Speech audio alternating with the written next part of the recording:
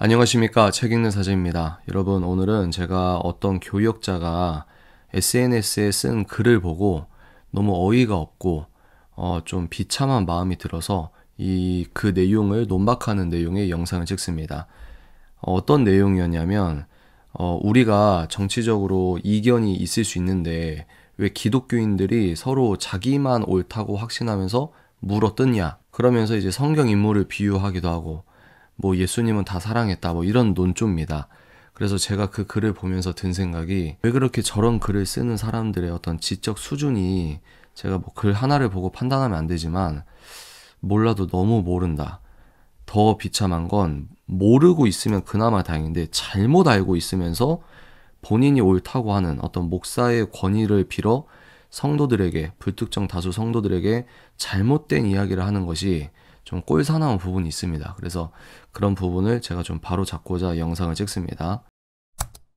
첫째, 이제 민주주의 사회에서 의견이 다른 건 자연스럽지 않냐라고 이야기를 하는 사람들이 있는데 여기에서 이제 논박할 수 있는 거는 그건 자유민주주의에서만 제공하는 표현의 자유와 사상의 자유가 보장되고 전제됐기 때문에 그런 감성적인 말을 할 수 있는 겁니다.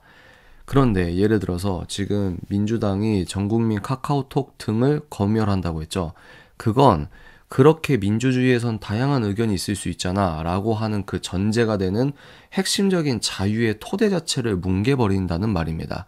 그러니까 이 핵심 토대, 종교의 자유, 사상의 자유, 표현의 자유가 지켜지는 이 토대 위에서의 서로의 다름을 인정하고 관용을 베풀고 이 게임이 아니고 지금 이 토대 자체가 흔들리고 있다라고 하는 위기의식이 있기 때문에 이걸 지키는 연장으로 이 핵심적인 자유를 없애려고 하는 쪽에게 우리가 비판을 가하고 프로테스탄트적인 저항을 하고 있는 겁니다.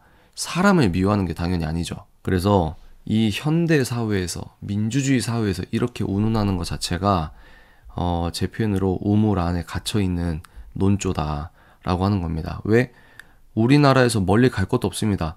북한이나 중국 가보십시오. 그렇게 이견이 있을 때 서로 인정하고 이렇게 될까요? 특히 정치적인 부분에서요. 두 번째입니다. 이제 이런 사람들이 자주 하는 말은 다름을 인정해야지 왜 네 확신에 의거해서 상대를 뭐라고 하냐라고 했을 때 이 본질은 뭐냐면 틀리다는 개념이 없다는 겁니다. 제가 뭐라고 했죠? 분명히 이 역사에는 하나님의 정확한 오른편이 있는 거예요. 오른편이. 그러면 이 오른편에 의거해서 우리는 틀림을 구분할 수 있고 오른편 안에서 이 진리라는 운동장 안에서의 다름은 우리가 알고 있지만 진리를 벗어났고 그리고 진리를 공격하고 진리를 전복하는 것을 틀리다고 하는 것이 아니라 다르다고 하는 것을 우리는 틀리다고 해야 되는 거죠. 말이 좀 어려운데요. 그러니까 우리 입장에서의 자유는 진리 안에서의 자유를 말하는 겁니다. 그런데 세상 사람들은 진리를 벗어나도 되는 것도 자유야 라고 하면서 자율적 자유를 얘기하고 있단 말이에요. 그러면 기독교인 입장에서는 성경이 절대 기준이니까 그 기준에 있어서는 그런 말들이 다른 게 아니라 틀린 거죠. 근데 제가 뭐라고 했습니까? 민주당의 사상적인 첫 출발이 무신론이라니까요. 그러니까 민주당 국회의원 중에 예수님 믿는 사람 있어, 국민의힘 의원 중에 예수 안 믿는 사람 있어, 이런 저급한 문제가 아니고 그 정당의 당론, 그 정당의 헌법, 그 정당의 핵심 철학이 어느 수원제에서 시작되느냐는 겁니다. 그래서 지금은 젠더 성혁명 시대이기 때문에 결혼이라는 제도를 보면은 극명하게 갈린다고 했죠. 한국을 예로 들면은 한국의 오른쪽 정당은 그나마 아직까지는 성경에서 얘기하는 한 남자와 한 여자의 결혼을 결혼이라고 얘기합니다. 그리고 대한민국 헌법과 실정법은 아직도 일남 일녀의 결혼만 지지하고 있습니다. 그런데 지금 왼쪽 정당은 뭐라고 얘기하죠? 젠더 성혁명에 의거해서 남남도 커플, 여여도 커플 이들에게도 결혼의 법적인 권리를 줘야 돼 라고 하잖아요. 그러면 갬성적인 사람들은 맞아 이분들 위해야지 이게 나라를 망치고 있는 겁니다. 왜? 남남 커플은 아이를 못 낳기 때문에 입양법도 뜯어 고친다는 겁니다. 그러면 입양센터들은 다 천주교나 기독교 바탕 위에 세워진 입양기관들이 많단 말입니다. 그러니까 이 사람들은, 이 기관들은 둘 중 하나를 선택해야 돼요. 남남 커플에게 애를 입양시키거나 아니면 하나님의 창조 질서와 하나님의 사랑, 하나님이 두렵기 때문에 예수님을 사랑하기 때문에 그것들을 거절하거나. 그래서 미국에서 문 닫은 기독교 또 가톨릭 입양센터가 있지 않습니까? 이런 것들을 좀 보고 얘기해야지 그걸 틀리다고 해야지 다른 거라고 합니까? 그러니까 그 정당적 기류 안에 있는 사람들이 이런 내용을 다 모른다 할지라도 그 당에 도움이 되는 꼴을 지금 베풀고 있는 거예요.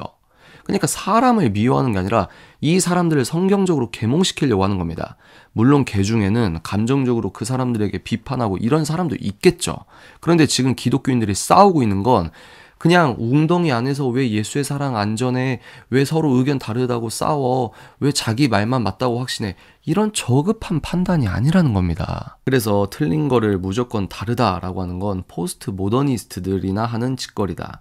이분법적으로 나눠놓고 흑과 백 나눠놓고 그렇게 싸우면 안 돼, 기독교인들은 그렇게 하면 안 돼 라고 하는 부분은 포스트 모던에서 뭐라고 하냐면 이항 대립의 탈구조화다라고 하는 겁니다. 그러니까 선과 악을 나눠놓고 모든 걸 윤리적으로 판단하지 마라고 하는 거예요.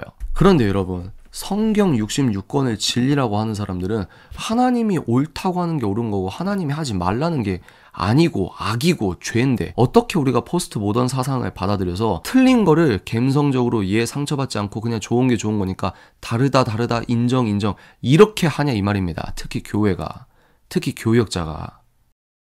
그래서 세 번째입니다. 정치적 입장이 다르다고 상대에게 화를 내는 건 잘못한 거죠.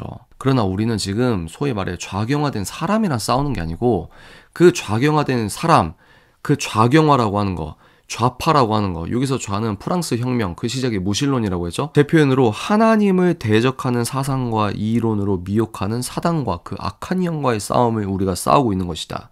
그래서 고린도전서에서 뭐라고 했습니까? 불의를 보고 기뻐하지 않는 것도 사랑입니다. 오히려 우리 그냥 좋은 게 좋은 거야, 이런 반성경적인 관용주의는 예수님의 사랑이 아니라 그거는 반성경적인 사탄적인 미혹이죠. 예수님이 다 덮고 사랑했습니까? 하물며 현행범으로 잡혀온 여인을 용서하시면서도 죄를 짓지 말라는 절대 기준을 가르치고 죄에서 벗어나길 권면하지 않습니까? 네 번째입니다. 제가 본 글에서 이제 성경 인물을 예로 드는데 사울의 확신 때 얼마나 사람들을 자기 종교적 확신에 의거해서, 신념적 확신에 의거해서 예수 믿는 사람 핍박했냐. 근데 이제 바울이 됐기 때문에 그 이후로는 다른 신념을 가진 사람도 관용을 베풀었다는 식으로 얘기를 해요.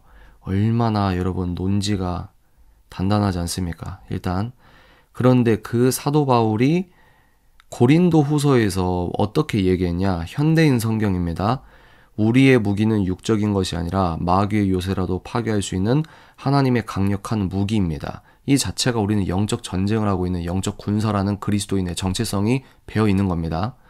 이 무기로 우리는 여러 가지 헛된 이론과 하나님에 대한 지식에 대항하는 온갖 교만한 사상을 무너뜨리고 사람들의 마음이 그리스도에게 복종하도록 하고 있습니다.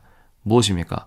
우린 지금 뭘 하고 있냐면 좌경화된 사람들이랑 그냥 엎치락 뒤치락 표면적으로 싸우는 그런 유치한 게임을 하고 있는 게 아니고 하나님을 대적하는 사상과 이념, 그 뒤에 있는 악한 영, 이 악한 영을 말씀으로, 말씀적 논지로 지금 혁파하고 있는 겁니다. 그런데 이 말씀을 사도 바울이 썼다고 하는 겁니다. 그러니까 기독교인이 기독교인들에게 야, 우리 기독교인이 왜 소위 말해 우파 좌파 나뉘어서 니네들 정치적 확신만 옳다고 해서 서로 싸우냐 라는 자체가 신앙관과 정치관이 지금 뜯어진 거예요. 다섯 번째, 이런 유의 어떤 논지에서 꼭 나오는 게 원수를 사랑하라고 하지 않았냐라고 하는데 어떻게 논박을 할 수 있을까요? 원수는 사랑해야죠. 근데 성경에서는 뭐라고 합니까? 적과는 싸우는 겁니다. 다시요? 원수는 사랑하는 거고 적과는 싸우는 거예요. 피하 식별도 못하고 지금 우리가 어떤 싸움을 싸우고 있는지도 모르고 자기 확신에 의거해서 왜 이렇게 기독교인들이 극우, 개독 극우, 저기 극좌 이런 저런 잘못된 이념을 갖고 있는 사람을 등가시킨다고 하면서 둘이 똑같은 평가를 하고 있는 겁니다. 근데 그게 아니죠. 기독교 보수주의는 다른 사람들이 만든 사상이 아니라 하나님의 복음적 가치를 평일사회에 지키려고 하는 우리들의 스탠스를 세상 사람들이 기독교 보수주의라는 이름을 붙이는 겁니다. 우리가 어떤 사람의 사상을 주님보다 높게 여기는 게 아니고요. 그러니까 기독교인은 이런 분별법에 따르면 좌파가 될 수 없다는 겁니다.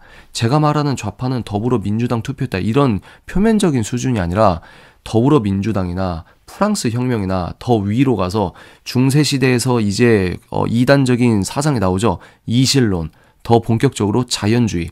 그러니까 하나님을 대적하는 영적인 우상숭배, 그 이념과 사상이라는 이름의 사탄의 미혹, 이것들을 우리가 분별하고 싸우고 있다는 겁니다. 그러니까 이런 사상에 경도된 기독교인들은 권면하고 알려주고 이쪽으로 오라고 해야 되는 거죠. 오히려 기독교인의 정체성을 갖고 있다고 주장하면서 하나님을 대적하는 이념과 사상에 절어있는 상태인 것도 인지하지 못하는, 자각하지 못하는 사람들을 긍휼히 여기니까 이런 말들을 해주는 겁니다. 개독 극우라고 면전에서 그런 얘기를 듣는데도. 이게 어떤 의미에서 이웃사랑이라는 거예요. 왜? 하나님의 이웃사랑, 복음적 이웃사랑은 죄인을 사랑하는 거지 죄의 자체를 절대로 사랑하지 않기 때문입니다. 그러니까 이 당사자는 독이 든 빵을 먹으려고 했을 때 우리는 얘는 모르죠. 근데 우리는 물리적 힘을 동원해서라도 그 팔을 꺾고서라도 독이 든 빵을 빼내는 것, 이게 성경적 이웃사랑의 일환이라고 생각한다는 겁니다. 그러니까 지금은 좀 과격해 보일 수 있으나 왜 그러면 이런 상황에 놓여 있을까요? 아까 말씀드린 토대 자체가 근본적으로 엎어지기 직전이라는 위기의식이 있기 때문입니다. 그래서 제가 말씀드렸잖아요. 지금 시대가 정치 따로 우리는 말씀 강해만, 이런 목회자분들이 목회할 때 뭔가 부작용이 나오게 되는 시대입니다. 지금 좌파 우파가 양극화가 심해졌기 때문에 기독교인들이 통합을 해야 된다, 이런 말을 할 때가 아니라 기독교인이, 교회가 분명한 기독교 보수주의라고 하는 복음주의 영역이라는 진영을 채택하고 나팔을 울려야 되는 거예요. 그게 대한민국이 하나님적 입장에서 통합되고 연합되는 방식이라고 생각합니다. 결론입니다. 이런 유의 이야기를 하는 사람들의 말이 거기서 거기에요.